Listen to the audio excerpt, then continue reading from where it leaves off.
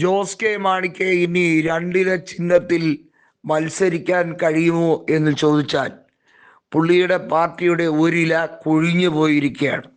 റോഷി എന്ന നെടുന്തൂൺ പാർട്ടിയിൽ പിളർപ്പുണ്ടാക്കുന്നു എന്നുള്ളത് ശക്തമാണ്.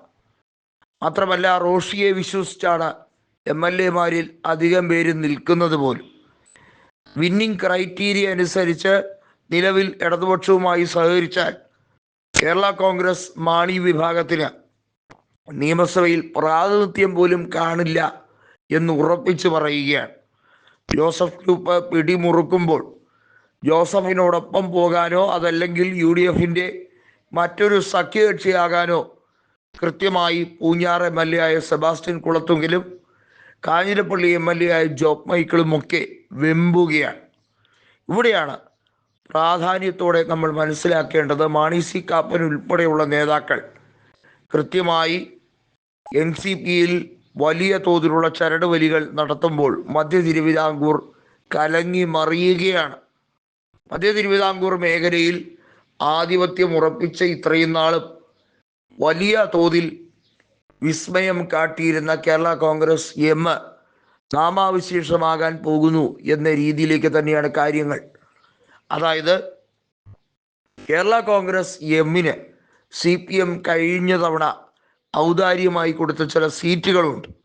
അതൊന്നും ഇനി നൽകില്ല എന്ന് പറഞ്ഞിട്ടും ഒരു നാണവും മാനവും ഇല്ലാതെ അവരുടെ കൂടെ തുടരുകയാണ്. കാരണം UDF-ന്റെ കൂടെ പോകുന്ന കാര്യത്തിൽ ജോസ് കെ മാണിക്ക് മാത്രം വിലക്കാണ്. ജോസ് കെ മാണിയുടെ കൂടെയുള്ള അംഗങ്ങൾക്ക് വിലക്കില്ല. ജോസ് കെ മാണിയെ UDF-ൽ പ്രവേശിപ്പിക്കരുത് എന്ന രീതിയിലാണ് പല നേതാക്കളും തുറന്നു പറയുന്നത്. ഈ കാര്യത്തിൽ ചാണ്ടി ഉമ്മന് പോലും വ്യത്യസ്ത അഭിപ്രായമില്ല എന്ന് ഓർക്കണം. ചാണ്ടി ഉമ്മൻ കൃത്യമായും കോൺഗ്രസിൻ്റെ രീതികൾ എന്താണെന്ന് അറിയുന്ന വ്യക്തി തന്നെയാണ്. കോട്ടയത്ത് UDF-ന് വീണ്ടും ഒരു ഇമ്പാക്റ്റ് ഉണ്ടാക്കിയെടുക്കാൻ ചാണ്ടി ഉമ്മന് കഴിയും എന്നുള്ളതിലും സംശയമില്ല.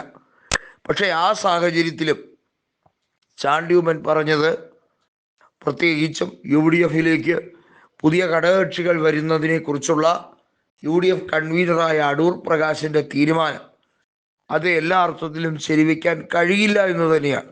കാരണം UDF-നകത്ത് മാണിയുടെ മകനായ ജോസ് കെ മാണി വന്നാൽ ഉണ്ടാകുന്ന ഒരു ടെൻഷനുണ്ട്.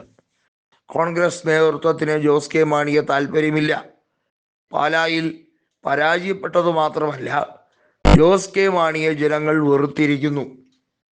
അദ്ദേഹം നിയമസഭയിലെന്നല്ല ലോക്സഭയിലെന്നല്ല ഇനി കേരളത്തിൽ നിന്നും ജനങ്ങളുടെ ആനുകൂല്യത്തിൽ ഒരു സഭയിലേക്കും പോകരുത് എന്നൊരു ദൃഢനിശ്ചയം പോലെയാണ് കാര്യങ്ങൾ. അങ്ങനെ വരുമ്പോൾ ഒന്നുകിൽ ഇടതുപക്ഷത്ത് അപമാനവും സഹിച്ച് തുടരാം, അതല്ലെങ്കിൽ NDA-യിലേക്ക് പോകാം. UDF-ന്റെ ചെലവിൽ ഗോളടിക്കേണ്ട എന്ന ശക്തമായ തീരുമാനത്തിലേക്ക് വരുന്നു. KPCC-യുടെ അധ്യക്ഷനായ സണ്ണി ജോസഫും അടൂർ പ്രകാശും ചില മുൻകൈ നടപടികൾ എടുക്കാൻ ശ്രമിക്കുന്നുണ്ടെങ്കിലും പ്രവർത്തകരുടെ വികാരം പ്രതികൂലമായി തന്നെ തുടരുന്നു.